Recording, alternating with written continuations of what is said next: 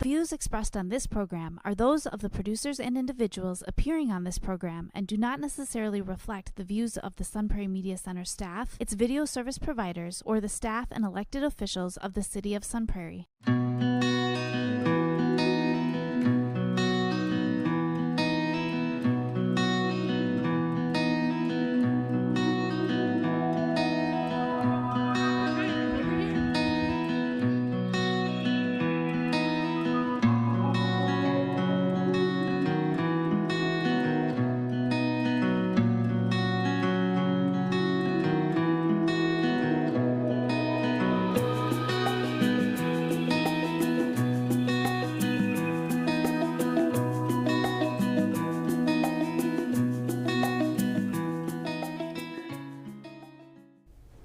Welcome to Moments of Strength. I'm your host, Mary Kaufman. In this show, we dive deep into the lives of mothers' unique journeys of parenting and personal growth. From juggling family dynamics to personal passions and career ambitions, we'll talk about challenges, triumphs, and pivotal moments that shape their lives, emphasizing the resilience and strength that comes with motherhood. Today's guest is Theresa. Hi, Theresa. Hi. Thank you for coming to the show. Thank I appreciate it. This is actually the final episode in my first season. So congratulations. Yeah, that's amazing. Thanks for coming and helping me wrap that up. Hooray. It's exciting. Okay, so in this show, we really talk about moments that have helped you realize how you become strong as a mother. And to do that, we'll talk a little bit about your background, however much you want to share of that. And then we'll talk about your journey into motherhood, what's that been like. And then I know too, you balance personal pursuits with that. So we'll talk a little bit about that. This is in an effort to provide support and ideas, strategies, tactics, life experiences that other moms might be able to pull strength from. So excellent. Yeah, so thank you for coming. So tell us a little bit, introduce us and to you, and then tell us a little bit about, your background. Well, I'm Theresa Stevens. I'm the executive director for the Sun Prairie Public Library Foundation. So that is what I do in the 8 to 5 time, Monday through Friday. But I'm also mom to Anna and Julia. Anna is almost 15 and Julia is 11. So I have one in middle school and one in high school. Yeah, busy. We are busy, yes. And they're both, involved in after school activities and scouts. Anna recently earned her Eagle Scout Award. Oh my gosh, so that's awesome. Really cool. We're really proud of her for that. Yeah, that's a big accomplishment. It is, yeah. And yeah, sports. So we are not a family that just sits. No. It's hard to do that these days, I feel like. There's so many opportunities to be involved in There are, things, which is great. It's great to have these opportunities. So a little about me is that I met my husband, Jonathan, in college. We both went to UW-Platteville. And after graduation, he got a job offer with a national construction contractor. Okay. And we moved to Denver, Colorado. Ooh. And for the next 10 years after that, we moved all the time. Oh my gosh. Every 12 to 18 months, we were moving for his job. Oh my gosh. And it was really great for his career, but my resume looked like garbage. It did not look like I was really there long term or dependable. And as time wore on, it was growing more frustrating. And so I started dabbling in some of my own entrepreneurial, self-employed ventures of web design, and I had a bagel shop very briefly. Oh my gosh. In South Carolina. So we moved around a lot. And then after Julia was born, we were really realizing that all of our vacation time was spent coming back to Wisconsin. And we're both from Wisconsin. This is where our families are. So we really started talking earnestly about maybe it's time to stop the nomadic life. It's been great. It was a great company. It was really hard to make that decision, but also it was getting to a point where the moving was going to be disrupting to their lives too. Anna was 3. We knew that she was going to be going into 4K or needing some more structure in the next year. And we were just really trying to be mindful of, okay, we need to actually start focusing on this unit and making choices that best fit our family. Yeah. So you both grew up here in Wisconsin. Yeah, Jonathan's from the west side of Madison. His Okay. grandparents lived in Sun Prairie, and we actually bought their house. Oh my gosh. Grandma had passed a couple of years prior, and Grandpa was ready to move into assisted living, and we were just contacted by one of the uncles to say, hey, have you looked at Sun Prairie as a place to live, and what do you think about Ed and Mary's house? And so, like, it was not on our radar. No. We were really looking at, like, west side of Madison.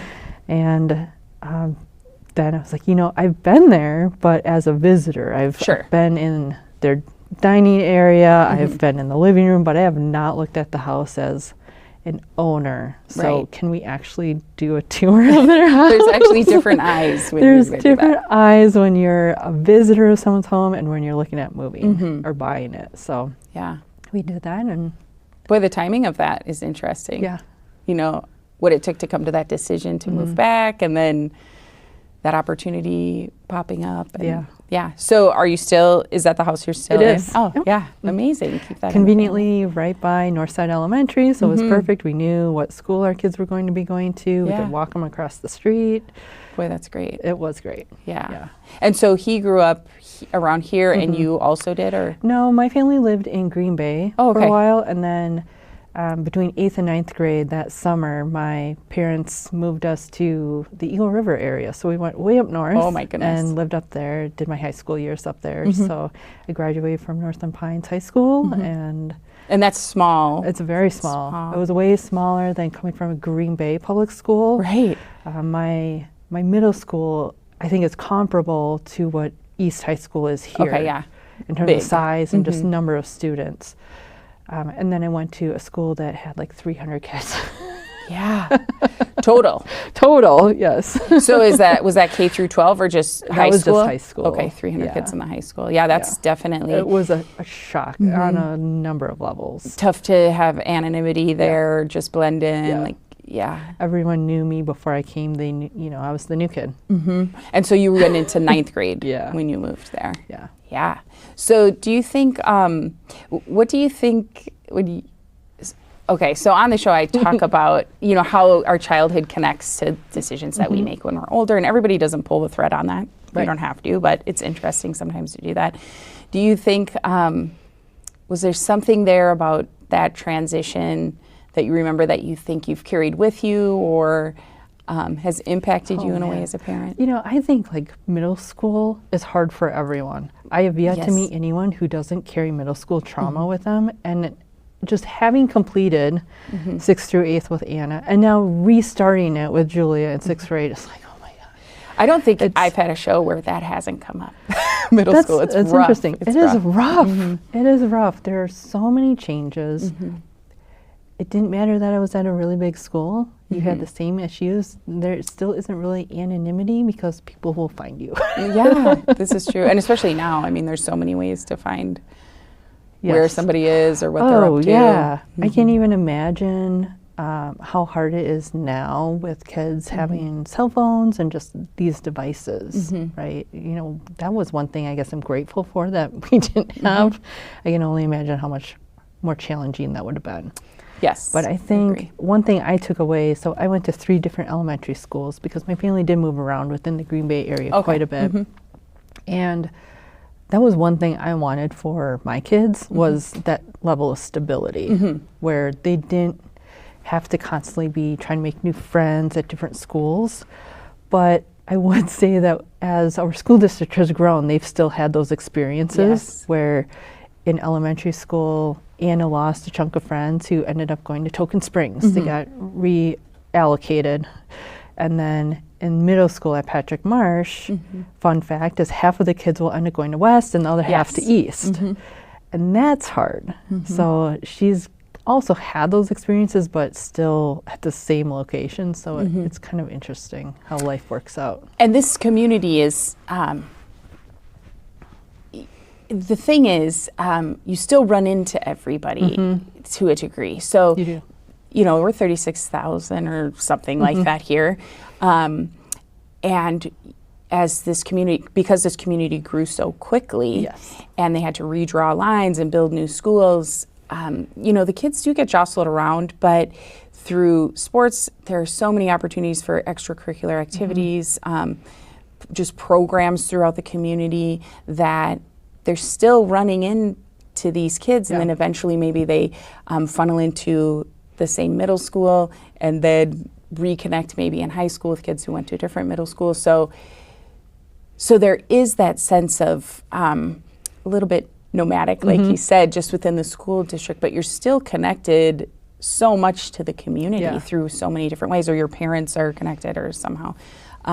So I've talked about this too, but I grew up moving all around too because my dad was in the military. So so that's been a very different experience for my kids too, to be in the same community, kind of connected to the same people, or even if you meet new people, they're connected to the people you knew, or something like that. So it's not like moving from Green Bay to Eagle River, where you literally are not no connection connected to somebody. So yeah, that's interesting. So some stability, your intent was really some stability, but they've had to move around too. Yeah.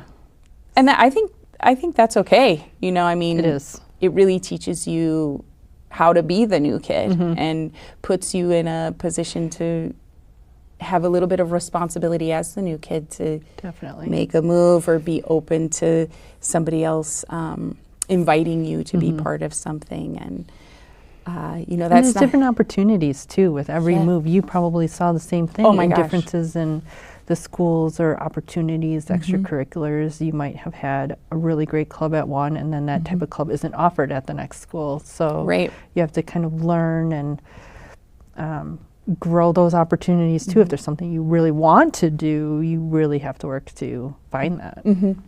Or here too, and again, speaking just for this community, there's opportunity to start that. Yes. So they offer that at the schools, that if you have an interest and you're a community of one with that interest, you can get a couple other people and start a club or something like that. So there's just, so much opportunity. And then there's too much opportunity too. I mean, there can be. Be on that end of it where it's like, what do I even choose? You can be stretched really thin too, because you want to do all of the things. Right. And then if you're the parent, prioritize. And your child wants to do all the things, and you have multiple children. Yes. That will definitely stretch you thin. Yes. So. And you have 5, right? So, yeah. Yes. I'm barely here. No. When you were in elementary school, middle school, high school, were you involved in sports or extracurriculars there too? Yeah, so I was involved more in after-school clubs in middle school. I grew so fast, I never felt comfortable in my body. Oh, sure. And so while I would try out for sports, we also cut in middle school, which is not something they do here, which is fascinating to me. Where they will figure it out. They were not like that in the 90s. No, they definitely were not. You were either good enough for the team or you were not good enough for the team. Right. And I would find myself often right on that line of just there not being enough spots. I wasn't quite good enough. I was really awkward in my movements. And so I gravitated more towards the after-school clubs and activities that didn't require athletics. But then for 9th grade, I was heavily pressured by one of my neighbors. And by neighbor, I mean she lived like a mile and a half away from me. But she was like the closest person my age Everything's in the woods. And she was just telling me, like, Theresa, just go out for volleyball. Come out with me. You'll see. Like, you'll be on the team. We don't have enough people for the freshman team. Or, she's like, just come out. You'll see. It'll be great. It's not like Green Bay.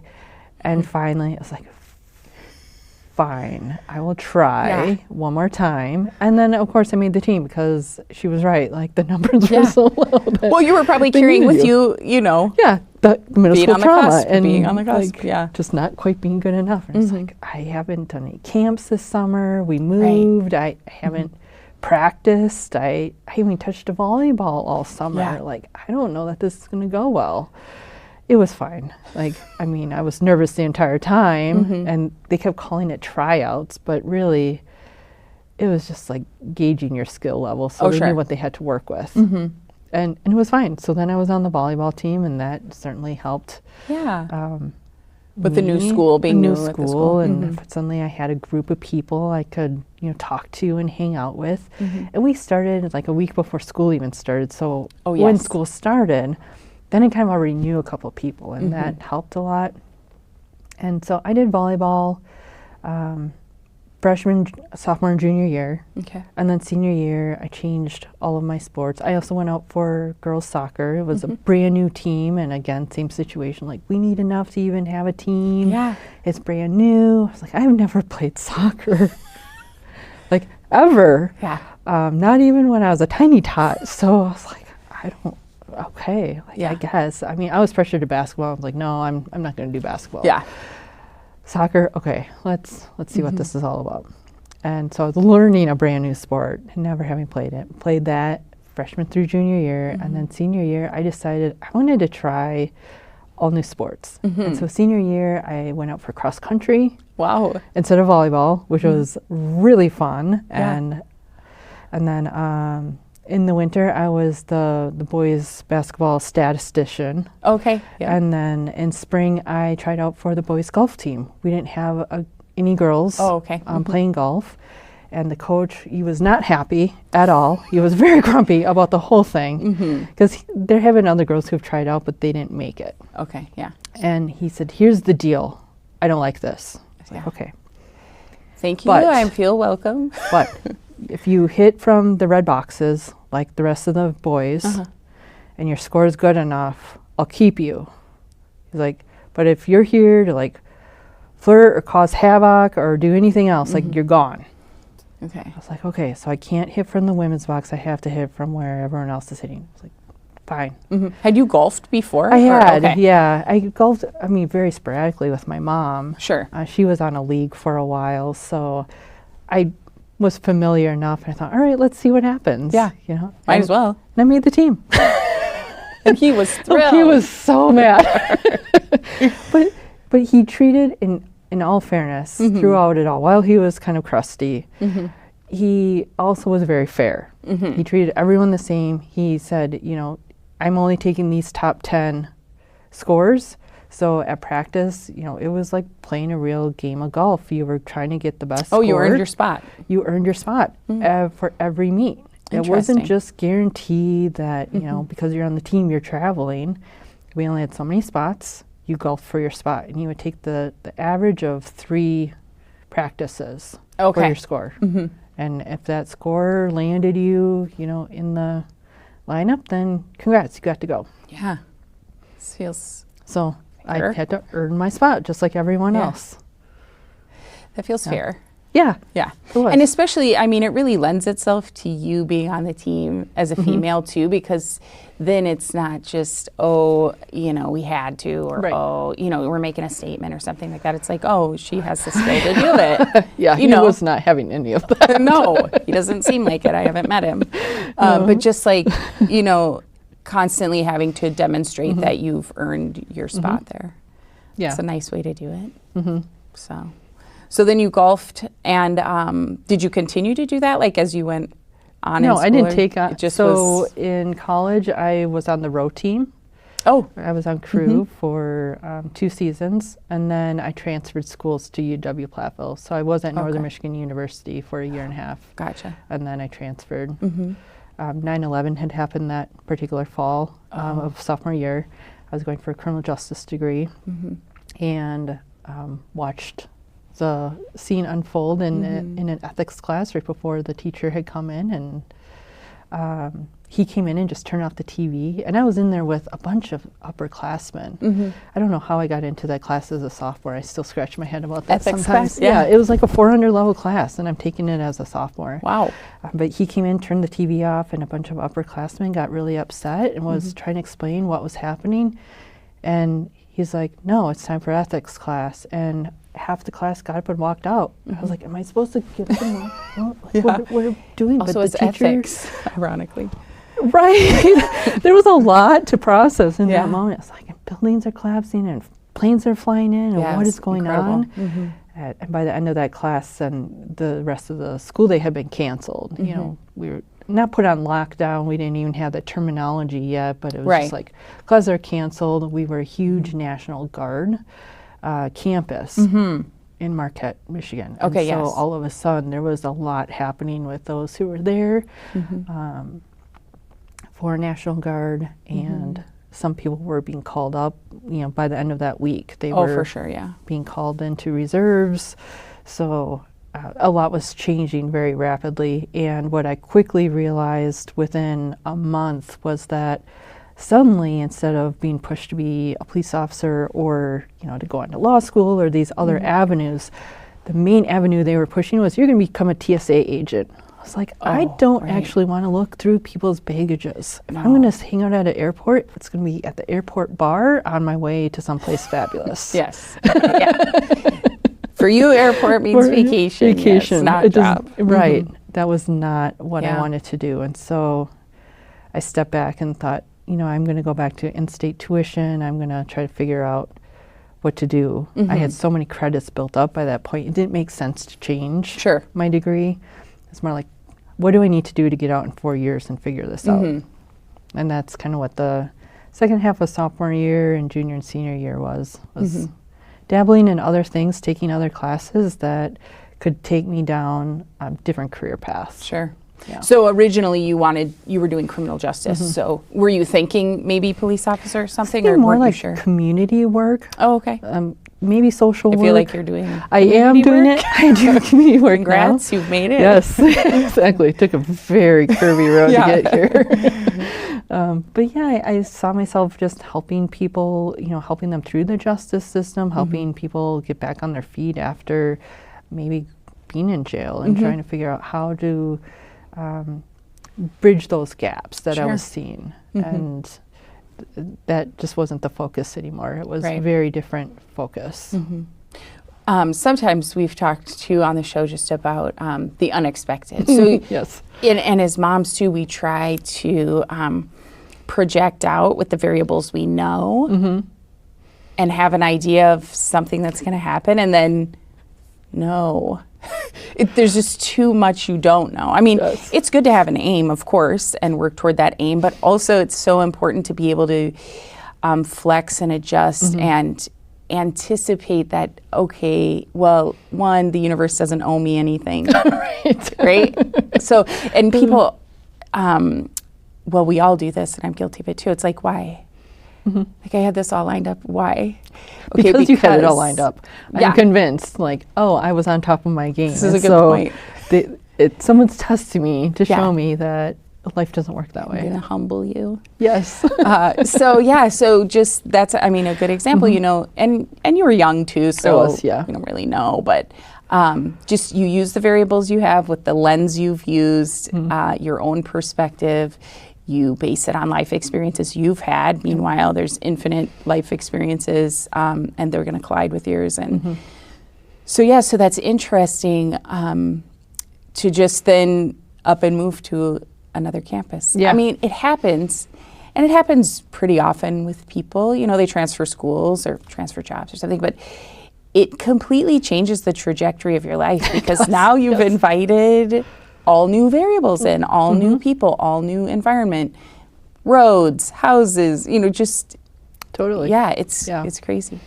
So you went to Platteville. Yeah, right. Graduated from Platteville in 4 years, and you met your husband there. I met my husband there, which again definitely changed my trajectory. Yeah, yeah. Because what if you wouldn't have gone there? Yeah, I think that all the time. Parallel lives. I think that first sophomore semester there, I was just trying to figure out, all right, what is this campus about? Who are my people? What am I doing? What classes am I taking junior and senior year? How do I actually achieve my 4 years? I don't want to be a fifth year senior. What do I need to do? And I worked and took classes that summer. Not all credits transferred, and so I was trying to make up some of those credits so I could stay on track.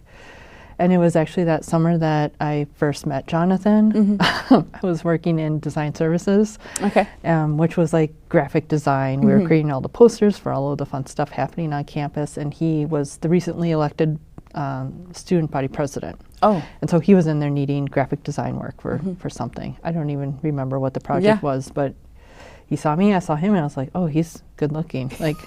But he was dressed up in a suit, and I'm here in shorts and a tank top. Yeah.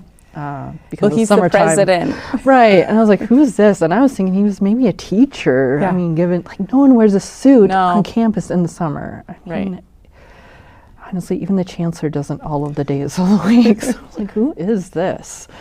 And that fall, then I finally put it together, Yeah. like who it was. And my advisor was chuckling. He saw it coming a mile away. Yeah, it's funny. And we started talking because I downhill ski, and he was a snowboarder, and we realized there was no ski and snowboard club in Platteville. So, I mean, if you've been to Platteville, it's I not, have.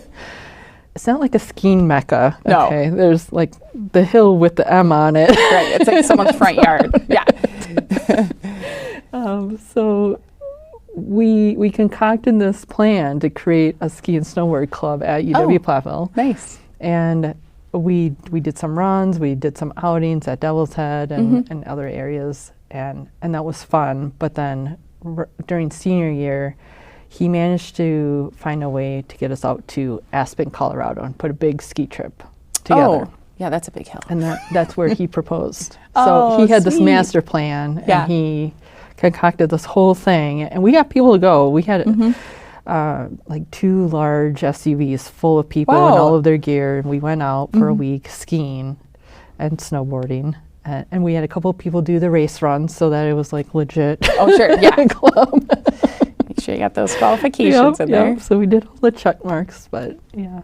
That's and then sweet. it was kind of during that time when I think we both realized, like, wow, we really like Colorado. And then that kind of continued on with his job and Yeah. post-college. So it all kind of aligned, and it just felt very natural. It wasn't like other dating where sometimes Yeah. it feels forced. Right. You got to Or make time for awkward. it or you're not sure. Yeah. Yeah. It was Kinda all stuff. just very natural. It's very easy to hang out, Yeah. say, all right, I got to go to class. See you That's later. good. Yeah. Yeah. That's great. Yeah. Yeah, it's a sweet story. And also you threw in that you downhill skied after all your other million sports. all of the different things. Yeah. So that's good. So there's a theme here of like new experiences, Yes. you know, and even moving around in schools and then changing colleges and then moving with your husband's job. It's like an adventure spirit. It know? is. Yeah.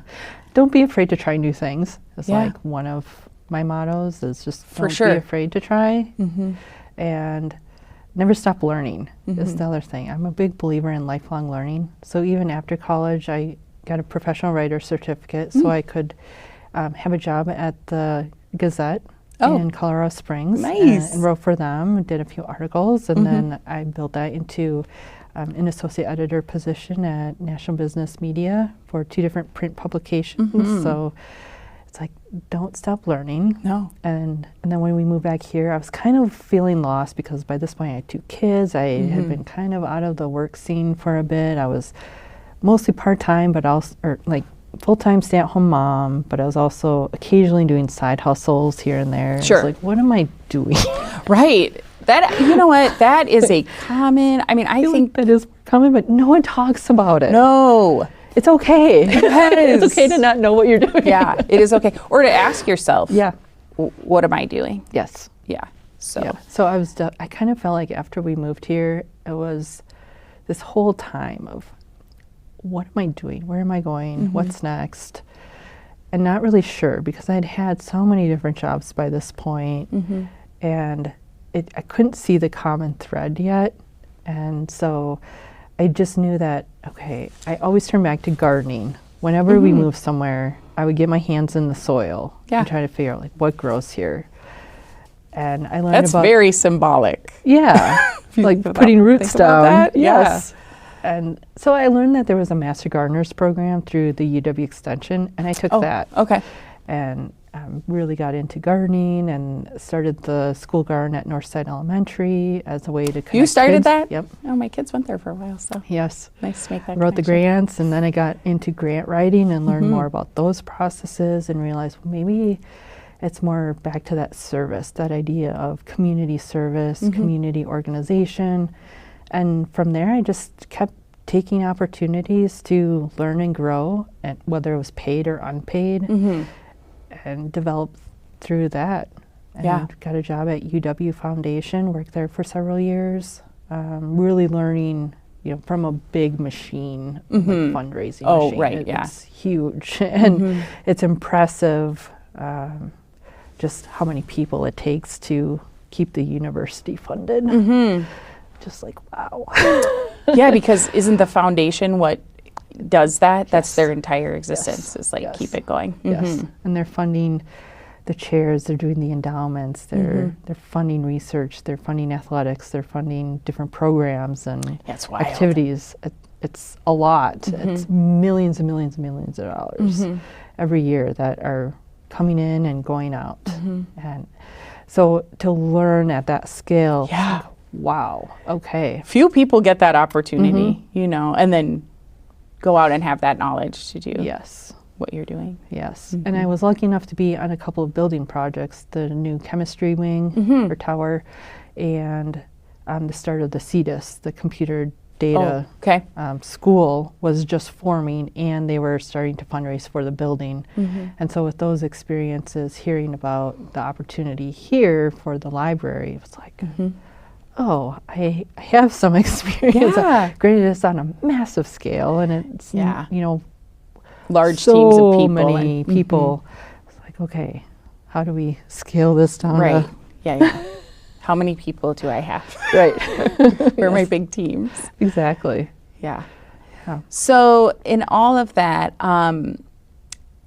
when you had your first child, so where were you when she was born? You weren't we here were in yet. Colorado Springs. Okay. Our second time by that point. Okay, because So you had moved we had many moved a few times in those. Yeah, we 10 lived years. in Denver, and then Colorado Springs, and then we were up in Littleton, and then we moved to Oklahoma City for a year. 51 weeks. Just shy. The 51 longest weeks of my life. And then we moved back to Colorado Springs. Okay. Yeah. Yeah, that's a lot. And so she was born in Colorado Springs. Yeah. Okay. And you moved back here when she was 3? Yeah, you she said? was About- she had just turned 4 actually when we moved to Sun Prairie. Oh, okay. Yep. Okay. And Julie was born in Charleston, South Carolina. Oh, yeah, nice. Yes. Mix it up. Yes, that's what we do. We keep it fresh. Wow, and their age difference you said 3 was years. 3 years. Okay. Yeah. Okay, so and during that time you were stay-at-home mom, but you were finding ways to sort of earn by through writing and things Writing, like that. website development. I was making websites for different realtors. Oh, okay. So when I was in Oklahoma City, I got my realtor license, and then we moved back to Colorado, so then I had to go through the process again to get it for license in Colorado, and I was doing that, and I was able to get my job back at the newspaper, and so I was doing sort of both at the same time, trying to build a real estate business. And through that process, I realized so many people in the agency I was in didn't have their own website. They were all relying on Realtor.com, which was still very new at the time. And Jonathan had helped me kind of create a nice shell for me and my listings, and other agents saw that and like, can you do that for me? Yeah. I like that. It's like, yeah. And so I quickly learned how to do that. Yeah, that's awesome. For them. And I was able to take that because it's, all remote work before we really talked about remote work. And I was able to take that with me into when we moved to South Carolina. Okay. Yeah, that's awesome. And so you came back here, so your kids are like 4 and 1 at that point. And how did you like work back into full-time work? So I know the train you talked about professionally, but how did that tie into parenting time-wise? Oh, that's a good question. With Anna, it really hit me when she was in kindergarten that it was time to really be looking for something more like part-time. So I started working at Door Creek Orchard, and we had a neighbor who was running an in-home daycare. Okay. So I was able to put Julia there for a few hours a day. It wasn't all day long, and it was for short periods of time in the fall and then in the winter for a little bit. So it was nice. It was good for both of us in the sense that we both got a break from each other. I mean, and Anna was at school. So I only worked during the hours when Anna was in school, so I was still there for drop-off, for pick-up, for getting Julia. We would all have our time yet before Dad came home. Yeah. And then had dinner together every night. So it was nice, and that helped me kind of get their expectations that mom isn't also a piece of furniture in the home. Not always permanently here. Yeah. Right. Mom is going to also be out sometimes. Yeah. And it was about the time Julia was going to 4K that I made the jump to apply to the UW Foundation and really go full time. Yeah. And it was hard. It sure. doesn't matter like what age your kids are. I swear it's hard. Yeah. But it was also just that time of like, they're getting into things and that's expensive. That's expensive. And you know what? That is hard. I think we also don't talk about that. You know, we talk about like being a stay-at-home mom or being a mom who works outside the home, and whether you choose to do that right when your child, you know, you're done with maternity leave if you get that, and your child goes right into daycare. All of it is being torn. You know, all of it is. And every day it feels, Yes. you feel that pull every Yes. day. There's some days you're really excited to be at work because you're working on something you feel important. And then you feel a little guilty that, oh, well, I should be with my kid. Yeah. And then there's other days when it's like, I'm glad I'm going to work because this is a lot. It's a lot. You know, Mondays are my favorite day of the week. And it's not to say anything. Also, I work for myself. I don't even go into like an office, but when I did, I would be the happiest. And I wouldn't have even slept. It would have been chaos on the weekend. It didn't matter. But I love Mondays because that shift to, oh my gosh, like there are other skills I have. There are other ways I get to be me.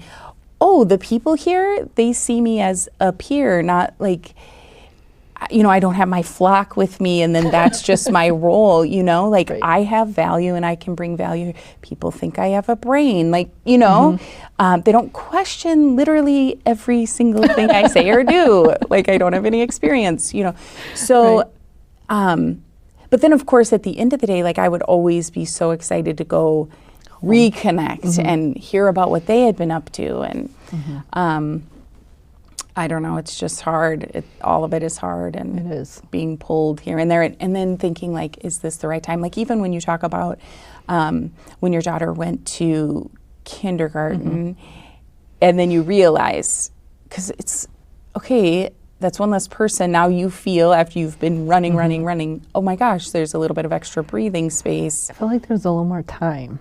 Yes, but now we have to fill that, you know, because time runs out and you feel like, you know, you want to be productive, but then you still had a little bit of like seemingly guilt about, you know, even putting your daughter in daycare during like, you know, only a few hours and stuff like that. It's like, that's okay. Your child wants to interact with other kids. They don't know that, but they want to, and it's good for them. Yeah. It's good for you. You know, it teaches them that they can be on their own a little bit. Yeah. You get to breathe. We all love each other a whole bunch more. Like if I didn't see you for a few minutes versus like being attached all the time. So, yeah, those moments are rough. They are. They're still kind of rough. I reminded, because I know it's not the first time I've said it to my family, but reminded everyone 10 days out that I have a conference coming up that is going to have me traveling. And my youngest, Julia, was very sad this morning. Like, how am I going to get my mom snuggles? I was like, I'm gone for 3.5 days. It is not forever. I will be back. Yeah. It's going to be okay. Yeah. But like, dang girl, I was not expecting this from you. I know. Thanks for making this so easy. Right. Yeah. So, you know, thankfully we have, you know, thankfully they can always get a hold of you. Yes. They can track you, find you, call you. But I've been gone never, you know, a few times.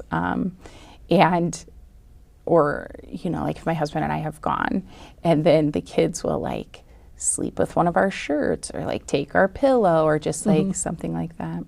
But, you know, I've had guests on the show who travel for their job, you know, as moms, and their kids are fine. You know, they figure it out. Yeah. And actually they make their own food. And I'm like, hey, do you know what your peers are doing? You know, like they can make this That themselves. was Anna's point. She's like, Julia, it just means that it sounds like we're going to be cooking a little bit more while Mom's gone. And I Yeah. was like, right, you guys can do Oldest tacos, daughter. you can do spaghetti, like you're going to be fine. You shall not starve. Yeah. Really, you'll be fine. And then Anna's like, yeah, and we control her. So that's one of their things. When I go away, they like to take these really fun photos of making it look like they are having the best time of their lives without me. This is lovely. And it's like both funny and painful all at the same time. Yeah. I'm like, oh, I wish I was there. You know, Yeah. I wish I was out at a diner with you. That looks like just a really nice time. And also then I look around my surroundings like, okay. This also is a really nice time. Right. The palm trees aren't horrible. And also, if you were there, it would not be that experience at the diner. We So. probably wouldn't even be at a diner. No, you wouldn't. I would be at home cooking breakfast. Correct. It would not be as beautiful as that is. Yeah. Yes. So, I don't know. It's hard. It makes them stretch. And, Yes. yeah. There are a lot of other things they could be going through. We know that, you know. Oh, yes. So, it doesn't matter. No. You know, as a mom, it doesn't matter. You still feel that, you know, regardless. You could have very mature children who could manage everything and you still feel Yes. there's still a thing that will make you feel like that. So, Yeah, you still want to be there for them and help them whenever you can. yeah, for sure. And yeah. So, okay, so now they're in middle school and high school and it's still hard. Yeah. But it's lovely. Yes. And so now you do this here, Library Foundation. How is that? That's good. Okay, It's really good. You enjoy your work. You've do. come to a point in your life where you're doing what you Yes, it wanna turns be out doing. all of those random skills finally came together. Yes. I feel the same about where I am now. Yes. You know, it takes a while. It does. Yeah. So, Yeah, I feel like once I was hired, it finally all clicked and made sense because you need to have website design knowledge because I'm the website manager, and you need to have social media knowledge, and you have to be able to write a press release. You have to be able to, you know, communicate with people and have good writing skills. I mean, the real estate background doesn't hurt either when you're, you know, talking with contractors or understanding the whole construction process. right. So somehow it all has just come together in a really nice way. And I feel like I'm at a really good place. I'm in a good spot with my career. I'm really excited about the direction the foundation is going in. It's been huge as an organization. This is the first time they've had a full-time director. And it's, I don't know, I'm just really excited to see where we take it next. Because the library, you know, this show gets put on my YouTube channel and anybody can watch it. But here in this community, the library is getting it's expanding. Expansion and a renovation. Yeah, So the expansion part will open this summer, but then we start the renovation on the existing part of the building. Okay. So it's still a time of fluctuation, I'll say, those 6 months between June and December when staff might be in what would more traditionally be public spaces because all of our office spaces will be taken offline during that time for renovations. Right. So there'll be some flux for a little while. Yeah. Some spaces will be open, some won't, but it's all going to be amazing when it's done. I saw the video rendition of what it's going to look like. And as an author, I am thrilled for that. For of more course. shelves. Yeah, more shelves so I can put more things on there. And just books and all the opportunities that a library provides, you know, in that public space is and fantastic. more that we'll be able to provide too. I'm really excited about some of these new spaces coming online that we haven't had before, like our maker space in particular, just a great creative space for people of all ages. We often hear at the library that there are people between generally the ages of 20 and 40 who don't feel like the library has much to offer them. And while I can sort of see what they mean, we do focus more on the books side for those ages and book club kits and things like that.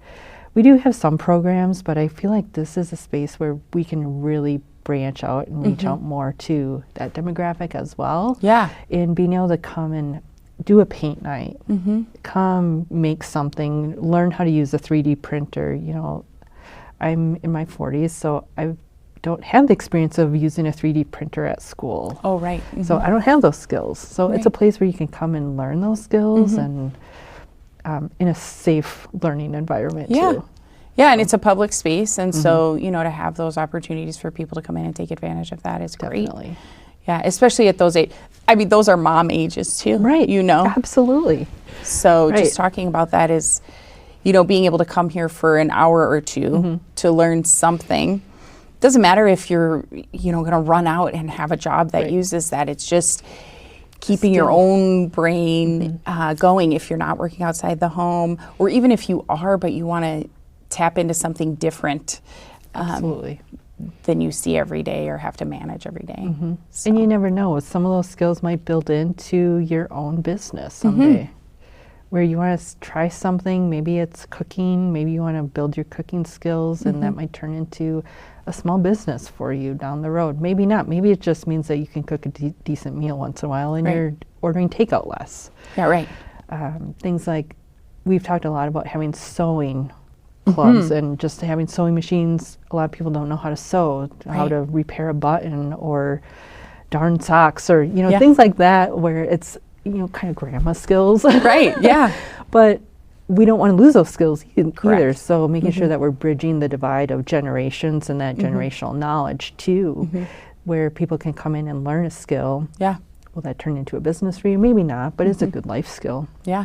Or even culturally, you know, having somebody come in from different cultures and explain, you know, traditions or different crafts that they do or food or any of that. I mean, that expands just who you are as a person, makes you more dynamic. Absolutely. You understand the world better because you understand what's going on in your community. And yeah, that's exciting. It is. Yeah. That's this why is I'm good. really excited about that space. There's just Yeah. endless opportunities for learning and growing. Yeah.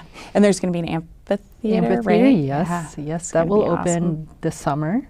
And the foundation is planning 3 different music events to really get that launched this year. So it'll be probably August Sure. timeframe. So we're going to try to do what we can this year while we still have good Yeah. weather, but we're looking forward to that. Yeah, that's very exciting. Yes. Okay, so going forward, I mean, you know, well, you're only in your 40s. Yes. So there's a lot of life I left. know. I talk with a lot of people who are retiring, and I can't tell you how jealous I am.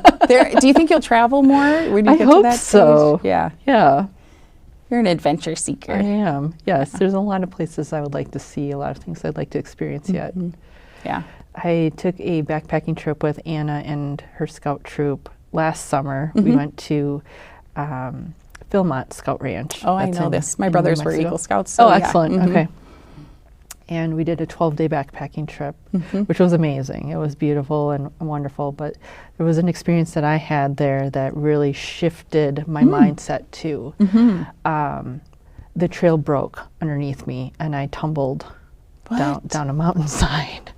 And I had to be rescued by some Should of we my have started adult the show with crews. this? Maybe, I don't know. I'm going to bury the Tumble down a mountainside? Okay, yes. So this is maybe where that perseverance part Yeah. comes in, because there was a funny mom moment too that I think a lot of moms can probably resonate with. But as I was being kind of pulled back up with a rope and half climbing, half being pulled, I was just coming over the ledge when Anna came around the corner. So all of the scouts were ahead of me.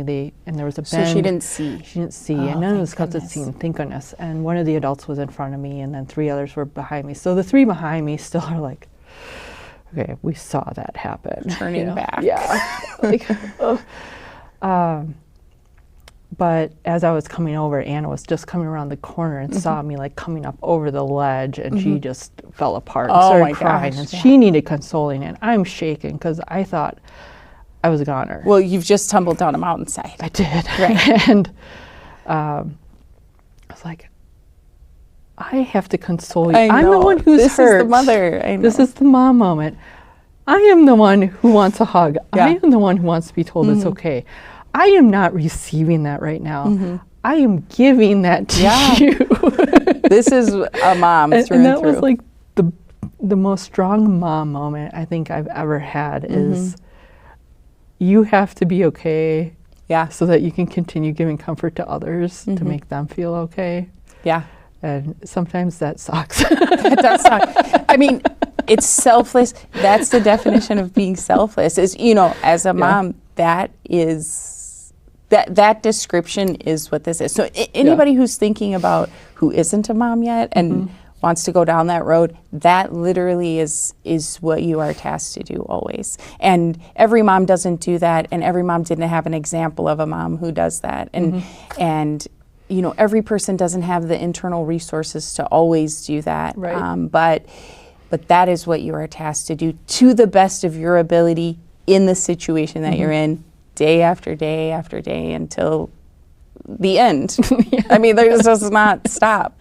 No. So it changes and evolves over the different phases of life for sure. But yeah, it's always there. Yeah. So you got pulled up and you just kept going, or? Yeah. Yeah. This is amazing. What else do you do? We were. Did everyone just like slowly step over the hole? We were halfway between destinations, and I mean, we were literally like mountainside, trail, steep ravine. There was nowhere to like hang out. Oh, sure. And really have to go recombobulate, if you will. Yeah. I got a little, medical first aid on my arm because it was bleeding, but otherwise they're like, okay, really, is anything broken? Went over all the checks, the medical checks. I was like, fine, obviously shaken, but sure. like, okay, are we good to keep going? And it was like, stand up, I can walk. Okay, can you put a pack on and put weight on your feet? I was like, yeah, okay. And then we continued on. Yeah. Can you carry these children? Also, can you? Yeah. So we hiked another like 2 miles yet after that, and I was very careful with my stuff. Yeah. So trauma. And there was a lot of bouldering later that I just felt shaky on and just not really stable. But it was also adrenaline just coursing through my body of. We just have to get there. Like, I don't know if I'm really okay yet because I have no mirror. I'm in the wilderness. I have no way to look and see like how dusty and dirty. I'm absolutely covered. I can't see how bloody I am. I don't know about the bruising. Like I can feel it, but like, but you can I still felt move. Like whiplash, from a bad car accident. Is generally how I was starting to feel. It's like, okay. Like I've just been in a big car accident. Yeah. And at one point, one of the scouts who still didn't know because we didn't talk with him about what had happened, asked if we could go faster. Of course. And again, that mom moment, I was like, okay, I am going as fast as I can. I feel like I was just in a car accident. And she's like, oh, dang. Okay. Oh, dang. Right. We have to circle back and actually tell them maybe what happened or, filter it for our youth to understand that Theresa might be a little sore. Yeah. Well, it's like you want to let them know because they need to be informed that that's a possibility, but also you don't want to scare them so they're like paralyzed and can't go on the trail. Exactly. And that they won't continue on and trying to be that good example of when you fall, you get back up and keep going. Yeah. So there's a lot of different things happening at the same time. And finally, when we got to the next place, thankfully it was a staff camp. And the big draw there was root beer available, which was like the first taste of civilization in a week. And they were preparing us burritos. So it was like our first hot meal we did not have to make ourselves. That came from just in a package pot on fire. Yeah. So we were very excited to get there, which is also why there was this urgency of, can we go a little faster? Yeah. It's like, can you speed it up? I will see what I can do. Yeah. But that adrenaline, I'm trying. Just pulling your leg behind you. But that adrenaline too, if you don't have anywhere to put that, so there is an upside to keeping moving because the adrenaline will, burn off eventually. You don't just want to be sitting there, shaking and that is a great story of resilience. Yeah, so good job. We got there and I just dumped my bag. I did not care about the pack line that particular night. I was like, someone else fix it. Like, now I'm going to take a moment for me. Yeah. It's like, is there a medic here? Mm-hmm. You know, and it's this kid who might be 20 years old, and he's dressed in the period wear of like the 1800s, farm Playing the range, role, yeah. playing the role, and he's like, well, how can I help you? It's like, I just fell down a mountain. Yeah. How can you help me? I'm not really sure. Can you like, Yeah. examine this for me? Yeah. And he's like, well, does anything hurt? It's like, well, my ankle doesn't feel right. And so we checked that out. And it wasn't really swelling yet. It did a little bit, but he's like, no, try it tomorrow. Carry the pack. If it hurts, then you should probably come off the trail. But if it doesn't, then you can continue on. It's like, okay. And then I showed him my bloody arm, and he's like, let's clean that up. Yeah. Like, yeah. And he's like, would you like some Tylenol? I was like, I would love some. I was starting to feel the adrenaline wear off. I was starting to actually feel how sore. And then things were going to realize what be. that was that just happened. And this boy, bless his heart, gave me, you know, those little packs that pre-counted out. You take the whole pack. Oh. As an adult. As a grown adult, you take the whole pack. Yes. He gave me one of the two. And I looked at him and said, I think I get that other one too. He's like, well, my mom only gives me one. Mom's out there. Yeah. Thank you for your service. Give me the Tylenol. Yeah. I said, okay. And in my mind, I thought, I'll just get the medical kit from Linnea when I get back. It's fine. Like, I will medicate myself later. I will take this. And then he comes out with 2 little cookies. He said, my mom also gives these to me. Oh my gosh. So I don't hurt my tummy. And I was like, I'm being cared. Okay, thank you. It was a true test. It was your a test of patience. What are you made of?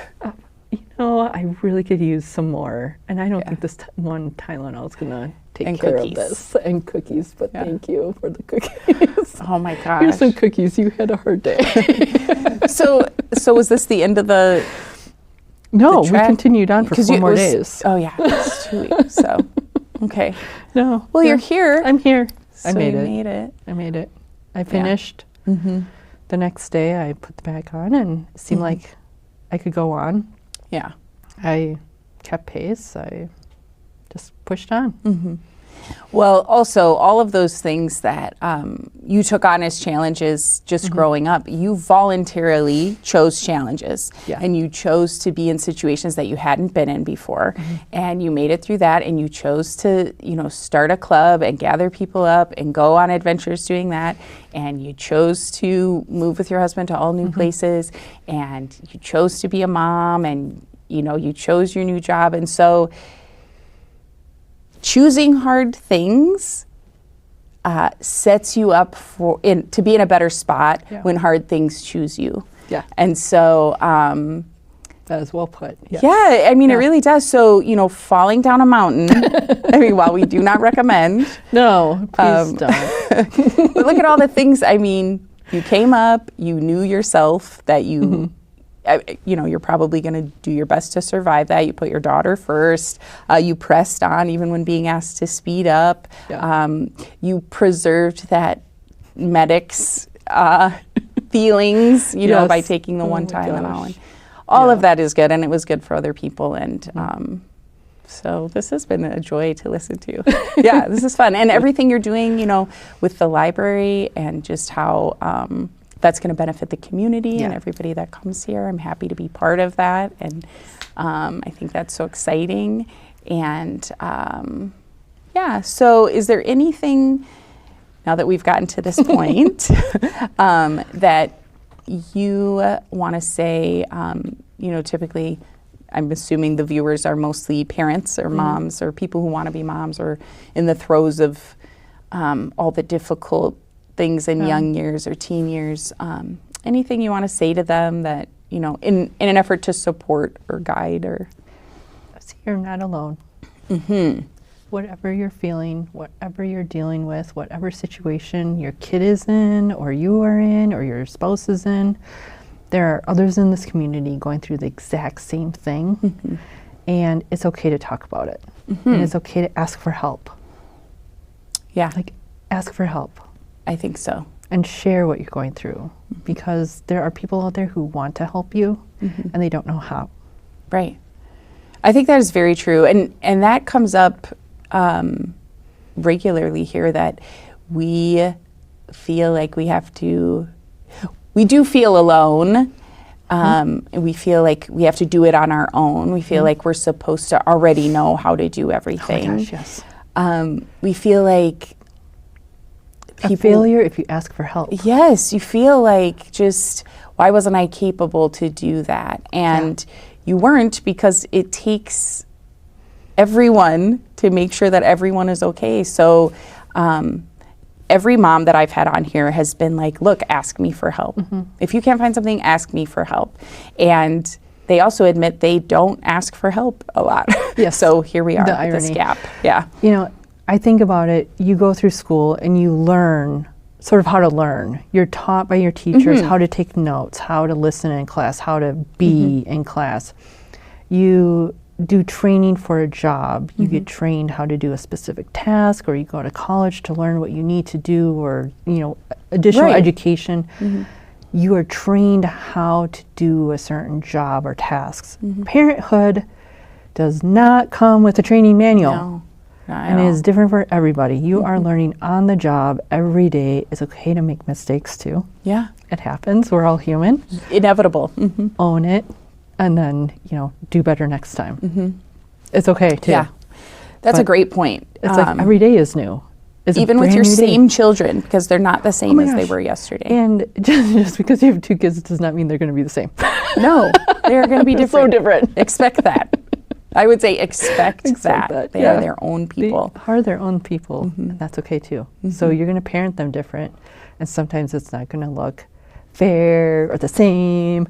That's because life isn't fair, and your kids are not the same. No, and they're going to push you, and they're going to be try to be against you, and it's your job to remind yourself and them that you're on the same team, and you know, you're here to love them and guide them, and try as hard not to be at odds, but you know, their well-being is what comes first. So absolutely. So yeah.